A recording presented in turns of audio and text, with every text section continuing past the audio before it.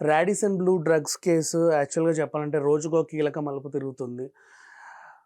విచారణకు హాజరు కమ్మని పోలీసులు ఎంత పిలిచినా వీళ్ళు రావట్లేదని తెలుస్తుంది.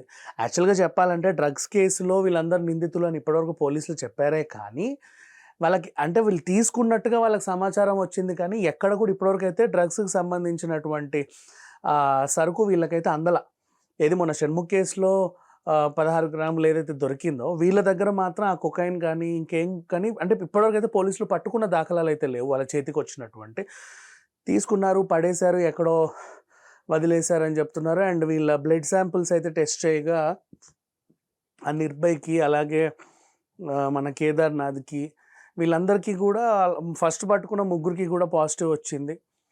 అండ్ వివేకానందకి కూడా పాజిటివ్ వచ్చింది. ఆ తర్వాత మిగతా వాళ్ళని ఇప్పటివరకు విచారణ చేయలా. అయితే వీళ్ళెందుకు తప్పించుకుంటున్నారంటే, అది తీసుకున్న తర్వాత కొంచెం గ్యాప్ అంటే 77 గంటలో కొన్ని 2, 3 రోజులో, 4, 5 రోజుల్లో గడిస్తే శాంపిల్స్ యూరిన్ నుంచి పోతాయని, దానికి సంబంధించినటువంటి విరుగుడులు ఏవేవో తీసుకొని, ఒంట్లో పూర్తిగా దానికి డ్రగ్స్ సంబంధించిన దాఖలాలు అంటే నమూనాలు దొరకకుండా జాగ్రత్త పడి, ఆ తర్వాత వీళ్ళు విచారణకు హాజరవుతారని కూడా చాలామంది చెప్తున్నారు. మరి పోలీసులకి ఇందులో ఇప్పటివరకైతే పెద్ద సంచలనమే సృష్టించింది. అండ్ ఇంతమంది తీసుకున్నారు, ఇలా దొరికాయి, ఇక్కడ ఉన్నాయి అని అయితే పెద్ద పెద్ద ఎత్తున వార్తలైతే వచ్చాయి. ఒక్కసారిగా అందరూ కూడా ఉలిక్కిపడ్డారు. అరే డ్రగ్స్ కేసు అంట, మళ్ళీ ఇంతమంది దొరికారు. కానీ ఎక్కడ కూడా వాటికి సంబంధించినటువంటి ఆ ప్యాకెట్స్ అవేం సీజ్ చేయలేదు. మరి వీళ్ళ బ్లడ్ శాంపిల్స్‌లో ఒకవేళ డ్రగ్స్ దొరికితే తర్వాత వీళ్ళు ఏమైనా చర్యలు తీసుకునే అవకాశం ఉంది. ఇక డైరెక్టర్ క్రిష్ విషయానికెళ్తే, నేను జస్ట్ పార్టీ అటెండ్ అయ్యాను కానీ డ్రగ్స్ తీసుకోలేదని ఆయన చెప్పాడు. తర్వాత అతను ఫరారీలో ఉన్నాడని చాలామంది అన్నారు. బట్ అతనేం ఫరారీలో లేడు.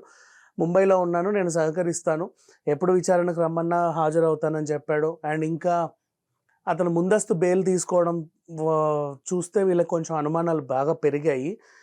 అయినప్పటికీ తను సహకరిస్తున్నాడు పోలీసులకైతే. తన మూత్ర శాంపిల్స్, అలాగే బ్లడ్ శాంపిల్స్ అన్నీ పోలీసులకు అందజేయడం జరిగింది.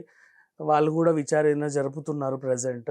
ఇంకొంతమంది ఏంటంటే, డైరెక్టర్ క్రిష్ వెంటనే ముంబై పారిపోయి దానికి సంబంధించినటువంటి విరుగుడులన్నీ తీసేసుకున్నాడు ఒంట్లో. సో దాని ద్వారా ఇప్పుడు అతని శాంపిల్స్ టెస్ట్ చేసినప్పటికీ కూడా వాళ్ళకి ఎక్కడా కూడా డ్రగ్స్‌కి సంబంధించినట్టు ఆనవాళ్ళు దొరకవు అని చాలామంది అంటున్నారు. ఏదేమైనా అంటే లోతుగా దర్యాప్తు చేస్తే తప్ప ఎవరిని మనం నిందితులు అనలేము, నేరస్తులు అనలేము. కాకపోతే క్రిష్ పేరు వినబడింది. అంటే పేరు వినబడ్డంత మాత్రాన తను తీసుకున్నాడని మాత్రం రుజువులు ఎక్కడా లేవు. బట్ ఇప్పుడు తన నమూనాల్లో ఏమైనా రిపోర్ట్ పాజిటివ్‌గా వస్తే అప్పుడు వాళ్ళు తగు చర్యలు తీసుకునే అవకాశం అయితే ఉంది. అండ్ ఇంకొకటి, క్రిష్ కూడా అరౌండ్ 6:45కి అక్కడి నుంచి వెళ్ళిపోయాను. జస్ట్ హాఫ్ అన్ అవర్ మాత్రమే ఉన్నాను. ఒక ఫ్రెండ్లీ కాల్ వస్తే జస్ట్ అలా అటెండ్ అయ్యి వెళ్ళిపోయానని మాత్రమే చెబుతున్నాడు. మరి దీంట్లో ఎంతవరకు నిజం ఉందనేది తెలియాలి అంటే మరి ఇంకొన్ని శాంపిల్స్ వచ్చే వరకు వెయిట్ చేయాల్సిందే. Thank you so much.